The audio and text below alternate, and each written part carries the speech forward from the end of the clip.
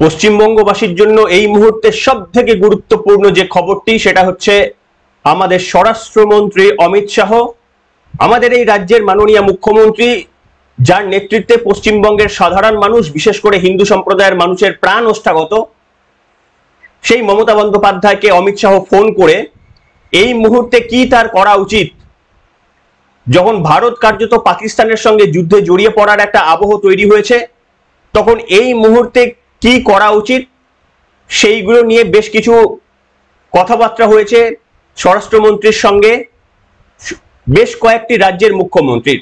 কোন কোন রাজ্যের মুখ্যমন্ত্রী? না, যে রাজ্যের মাননীয় মুখ্যমন্ত্রীরা ভারতবর্ষে থাকেন বটে, ভারতবর্ষের রাজনীতি করেন বটে, কিন্তু ভারতবর্ষের পক্ষে কতটা দাঁড়ান তা নিয়ে অন্তত সাধারণ মানুষের অনেকটাই সন্দেহ রয়েছে। আর আজকে আপনাদের সামনে আমি দেখাবো, বলবো কি তথ্য আমাদের হাতে এসে পৌঁছেছে, আপনারা আশা করি সেটা মন দিয়ে শুনবেন। নমস্কার, welcome to simple as ABC. আপনাদের সকলকে স্বাগত জানিয়ে শুরু করছি আজকের বিশেষ খবর। দেখুন, অমিত শাহ সরাসরি ফোন করেছিলেন বা একটা মিটিং ডেকেছিলেন যেখানে সমস্ত রাজ্যের মুখ্যমন্ত্রী, যেগুলো কিছু কিছু রাজ্যের মুখ্যমন্ত্রীদের সঙ্গে অমিত শাহের বক্তব্য বা কথোপকথন হয়েছে। পরিষ্কার নির্দেশ দেওয়া হয়েছে, পরিষ্কার, clean and clear and loudly নির্দেশ দেওয়া হয়েছে, আপনাদের রাজ্যে যে সমস্ত পাকিস্তানিগুলো লুকিয়ে রয়েছে তাদেরকে খুঁজে বার করুন আর কলারটা ধরে তাদের ভিসাটা ক্যান্সেল করে ইমিডিয়েটলি পাকিস্তানে পাঠান, সেই ব্যবস্থাটা করুন। দেখুন, এই কথাটা অমিত শাহকে বলতে হচ্ছে, কতটা দুর্ভাগ্যের বিষয়। এবং স্পেশালি কান খুলে শুনে রাখুন, পশ্চিমবঙ্গ, রাজস্থান এবং পাঞ্জাব, এই তিনটি রাজ্যের মুখ্যমন্ত্রীদের স্পেশাল ইনস্ট্রাকশন দেওয়া হয়েছে যে রাজ্যের মধ্যে খুব সুখের মধ্যে বসবাস করা এই পাকিস্তানিদের ইমিডিয়েটলি কলারটা ধরে পাকিস্তানে পাঠান। সেন্ট্রাল গভর্নমেন্ট ইতিমধ্যে ডিসিশন নিয়ে নিয়েছে, সেটা মানতে বাধ্য প্রত্যেক রাজ্যে, কিন্তু সেটা আলাদা করে বলতে হচ্ছে। সম্ভবত 27 তারিখের ভোরের মধ্যে সমস্ত পাকিস্তানির দেশ ছেড়ে চলে যেতে হবে। এবং আপনারা শুনলে অবাক হবেন যে একটা কথা উঠছিল, যারা অসুস্থ হয়ে এই মুহূর্তে চিকিৎসায় রয়েছে তাদের জন্য কি করা হবে। গুরুত্বপূর্ণ সিদ্ধান্ত নেওয়া হয়েছে যে কোনো মনস্টারকে রাখা হবে না, they are all monster, no one is general public. আমাদের এইখানে আমি কিছু ইউটিউবারদের বলতে শুনেছি, পশ্চিমবঙ্গের কিছু মানে ওই মাকুশেকুপন্থী ইউটিউবার, আপনারা হয়তো অনেকে চিনবেন, আমি নাম বলবো না, তার প্রথিতযশা সাংবাদিক তিনি ছিলেন এককালে, প্রথিতযশা সাংবাদিক ছিলেন এককালে, এইটুকুই আপনাদের সামনে বললাম। তিনি, আমি দেখছি যে তার হৃদয় বিগলিত হয়ে যাচ্ছে। কেন ভারত ওয়াটার ট্রিটি বন্ধ করলো? আনন্দবাজারের সাংবাদিক ছিলেন। কেন ভারত ওয়াটার ট্রিটি বন্ধ করলো? এটা তো মানবাধিকার লঙ্ঘনের সামিল কার্যত। তার কারণ দোষ তো করেছে জঙ্গিরা, পাকিস্তানের সাধারণ মানুষকে কষ্ট দিয়ে কি লাভ? এই এত যাদের দেশপ্রেম পাকিস্তানের সম্পর্কে, এদের সত্যি আমার বিশ্বাস হচ্ছে অমিত শাহজি, কজন পাকিস্তানিকে আপনি দেশ ছাড়া করাবেন? যাদের কাছে ভিসা রয়েছে তারাই শুধু দেশ ছাড়তে পারবে, তাও যদি মমতা বন্দ্যোপাধ্যায়ের প্রশাসন চায়। আমার এরপরেও বিশ্বাস নেই মমতা বন্দ্যোপাধ্যায়ের প্রশাসন সক্রিয় ভূমিকা নেবেন কিনা। আপনারা লক্ষ্য রাখবেন, এর পরে ওই নির্দেশের পরেও আমাদের এই প্রশাসন সক্রিয় ভূমিকা নেবে কিনা আমার যথেষ্ট সন্দেহ রয়েছে।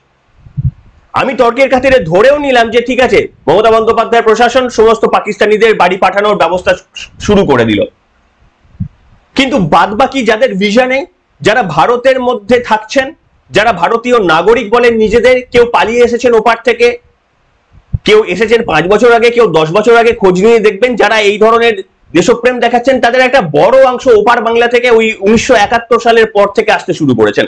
এরাই কিন্তু বেশি সেকুলারিজম, বেশি মার্ক্সবাদী, এই সমস্ত এরাই বেশি দেখায়। এই শেকুমাকুদের এতটা কষ্ট হয়েছে যে ওয়াটার ট্রিটি বন্ধ করে দিয়েছে ভারত। আপনাদের সামনে আমি ব্যাখ্যা করেছিলাম যে ওয়াটার ট্রিটি বন্ধ হওয়া মানে পাকিস্তানকে না খেতে মারার মতো একটা সিদ্ধান্ত। সেখানে নিশ্চিতভাবে সাধারণ মানুষ হলে আপনার চোখের জল পড়তেই পারে, আপনার হৃদয় বিহলিত হতেও পারে, কিন্তু ওই মনস্টারদের জন্য, যে মনস্টাররা নির্বিচারে ভারতের মধ্যে ঢুকে এসে আজকে পাকিস্তানের প্রতিবাদ দেখেছেন, আমি মেনে নিতাম। ওই সাংবাদিকদের কথা আমি মেনে নিতাম। আজকে পাকিস্তানের সাধারণ মানুষের প্রতিবাদ দেখেছেন যে না, আমরা আমাদের দেশে থাকতে পারি, কিন্তু আমাদের দেশকে, দেশের ভুল সিদ্ধান্তের জন্য আমাদের জীবন আজকে এরকম মানে অনিরাপদ হয়ে যাচ্ছে। তাদের কোনো নাগরিকের মিছিল দেখেছেন? কোথাও তাদের সরকার আসিফ মুনির বিরুদ্ধে কোনো বক্তব্য দেখেছেন? বরঞ্চ এই যে জঙ্গিদের, এদেরকে স্বাধীনতা সংগ্রামীর মর্যাদা দেওয়া হয়েছে। ওখানকার উপপ্রধানমন্ত্রী স্বাধীনতা সংগ্রামের এদেরকে মানে ভূষিত করেছেন। এক তো স্বীকার করার দম নেই যে তারাই পাঠিয়েছে, আবার স্বাধীনতা সংগ্রামী বলছেন। এই দ্বিচারিতা, বুকে নেই দম।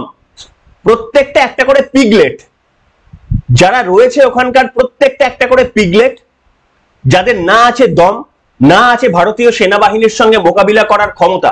কিন্তু প্রশ্ন হচ্ছে, আমাদের এই রাজ্যে, আমাদের এই দেশে ওই পিগলেটদের সমর্থন করার জন্য এখনো বেশ কিছু রাজনৈতিক নেতৃত্বরা রয়ে গিয়েছেন।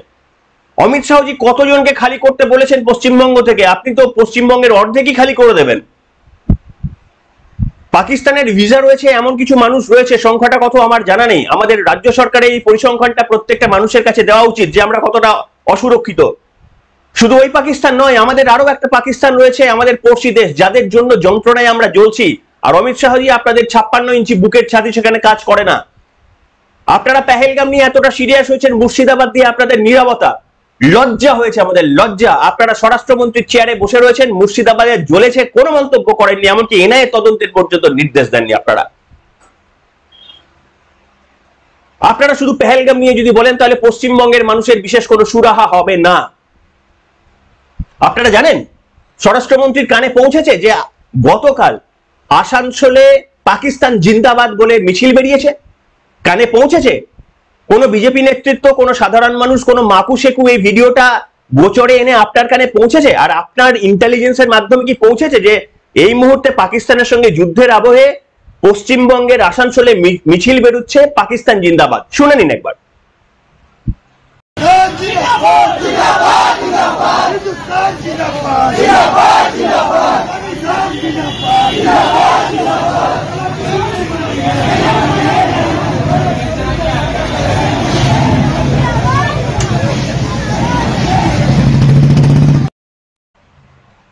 শুনলেন?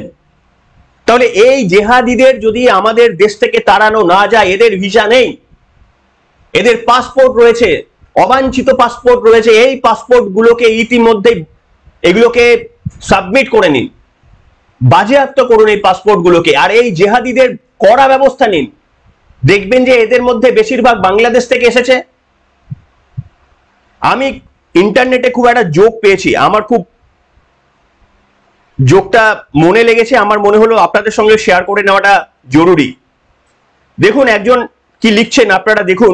পাকিস্তানকে টাইট দিতে কোনো যুদ্ধের প্রয়োজন নেই বা দরকার নেই, ওয়াঘা দিয়ে তৃণমূলকে ঢুকিয়ে দেওয়া হোক, পরমাণু অস্ত্র তো কোন ছাড়, ঘটি বাটি পর্যন্ত সাফ করে আনবে, মেরে দেবে পাকিস্তানকে।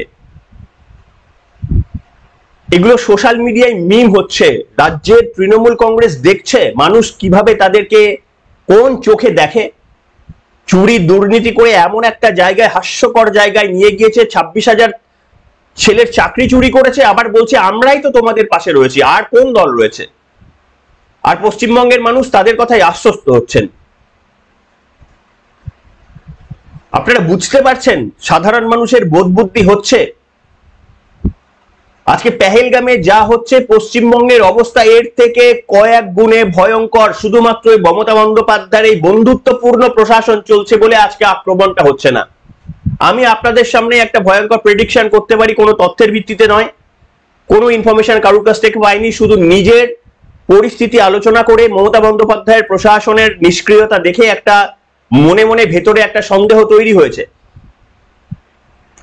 যে দেখুন পশ্চিমবঙ্গ হচ্ছে দ্বিতীয় কাশ্মীর হতে চলেছে। আপনারা এই কথাটা লাইটলি নেবেন, ভগবানের কাছে প্রার্থনা করবেন এটা যেন সত্যি না হয়। যখন মমতা বন্দ্যোপাধ্যায়ের প্রশাসন থাকবেন তখন আপনারা এই কাশ্মীর, পশ্চিমবঙ্গ যে ইতিমধ্যেই কাশ্মীরে পরিণত হয়ে গেছে, এর পরিণতি আপনারা দেখতে পাচ্ছেন না, পাবেন না। এমন কোন পরিস্থিতি যদি আসে, ধরুন এই 2026 এই তর্কের খাতিরে, যদিও সেটা হওয়ার নয়, কারণ পশ্চিমবঙ্গের মানুষের একটা অদ্ভুত চরিত্র রয়েছে, এরা পেছনে লাথি খাবে, আমি ইনক্লুডিং মি, পেছনে লাথি খাবো আমরা, কিন্তু তাও আমরা ঘুরে সত্যি কথা বলতে পারবো না। ঠিক যেমন আনন্দবাজার পত্রিকা, ঠিক যেমন কংগ্রেস, আমি দেখলাম কেরালা কংগ্রেস এই টেরোরিস্টদের বলছে গানম্যান, বলছে কিছু গানম্যান এসে মানে মানুষকে হত্যা করেছে, প্রথমত হিন্দুদের হত্যা করেছে সেটা বলছে না, আনন্দবাজার পত্রিকা কোথাও লিখছে না যে হিন্দুদের হত্যা করেছে, আপনারা ক্যাপশন গুলো দেখলেই বুঝতে পারবেন। বলছে যে আইডেন্টিটি পরিচয় নিয়ে এরা মেরেছে। আরে আইডেন্টি পরিচয় নিয়ে হিন্দুদের মেরেছে সে কথা এরা বলছে না, আপনাদের ভুল বোঝাচ্ছে, অর্ধসত্য কথা বলছে।